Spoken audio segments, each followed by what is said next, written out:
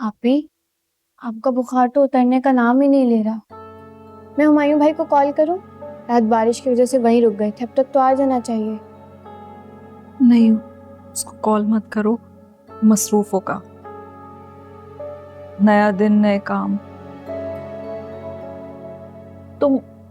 तुम एक काम करो, जाकर ना मेरे लिए कहवा ले आओ, मैंने दवा खाई हुई है, बेहतर हो जाऊंगी। जी। अरे माहिन आपी, शुक्र है आप आ गई। आपी को ना बहुत बुखार हो रहा है, आप इनका ख्याल रखें, मैं किचन देखती हूँ।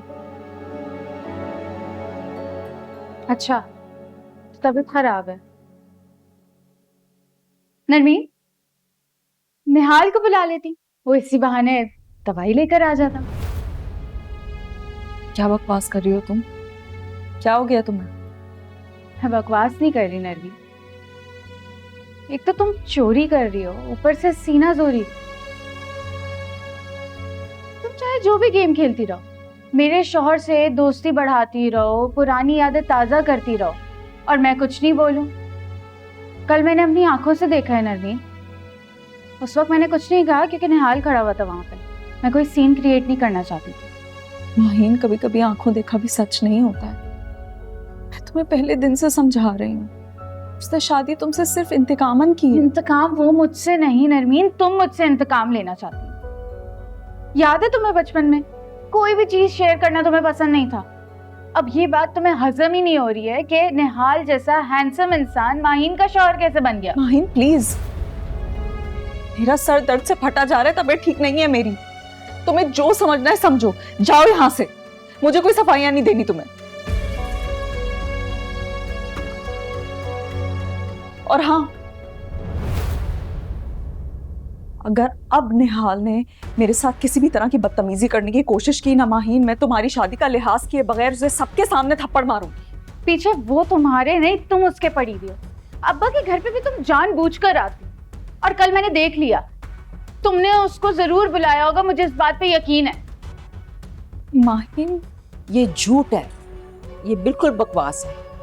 कल मैं घर पर ही थी, मैंने खुद खिड़की में से देखा है। वो बहाने से अंदर आया और नरमीन का हाथ पकड़ने की कोशिश की। नरमीन बिल्कुल बेकसूर है, उसका कोई कसूर नहीं। माही, तुम अपने शौहर की मोहब्बत में इतनी अंधी हो गई हो कि तुम्हें कुछ नजर नहीं आ रहा। अपनी मासूम और फरिश्ता सिर्फ बहन को कोसना शुरू कर दिया। जाओ अपने घर, चली जाओ। मेरी बच्ची आगे बहुत बीमार है, उसकी तबीयत भी ठीक नहीं। आओ बेटा, हम बैठते हैं। आज मेरा बच्चा, बैठ जाओ।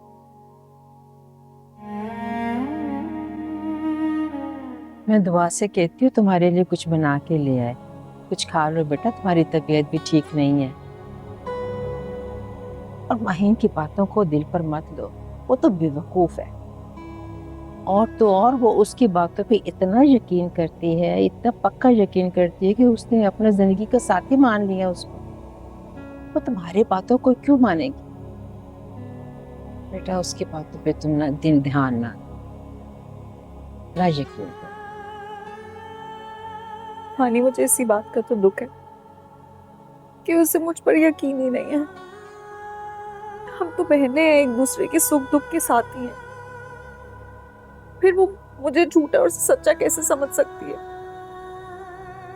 बेटा, वो नादान है, बेवकूफ है, और इस वक्त तो वो उसकी मोहब्बत पे अंधी हुई हुई है और उस पर बहुत यकीन करती है। तुम्हारी बात को कैसे वो यकीन करेगी? ही तो मैं पूछ रही हूँ कि उसे मुझ पर क्यों यकीन नहीं है। अब वो मानी, आपने भी तो मेरी बात पर यकीन किया, हालांकि आपका और मेरा कोई खून का रिश्ता भी नहीं है। बेटा, तुम मेरे हमाइयों की जान हो, उसके दिल का सुकून हो, इससे बढ़ के और क्या रिश्ता हो सकता है? चलो छोड़ो उसे। कैसे छोड़ दूं मैं वो मानी? छोटी बहन है वो मेरी, चाहे मैं उससे जितनी भी नाराज हूँ, वो मुझसे जितना भी गुस्सा हो, रहेगी तो मेरी बहन ही ना। मुझे डर लगता है उसके लिए। मुझे बहुत खौफ है कि कहीं निहाल उसे कोई नुकसान ना पहुंचा दे। बहुत अच्छे से पता है मुझे कि निहाल उसे सिर्फ सीढ़ी बना रहा है मुझ तक पहुंचने के लिए। ठीक है ठीक है। ओमानी, आपने देखा था ना, मैंने कुछ नहीं किया था। उस दिन निहाल ही आया था खुद, मैंने नहीं बुलाया था। मैं उसको कैसे यकीन दिलाऊं इस बात का? और आपको पता है उसने मेरे साथ बदतमीजी करने की कोशिश की, मेरा हाथ पकड़ने की कोशिश की थी। हाँ बेटा, हाँ मैं समझती हूँ बेटा।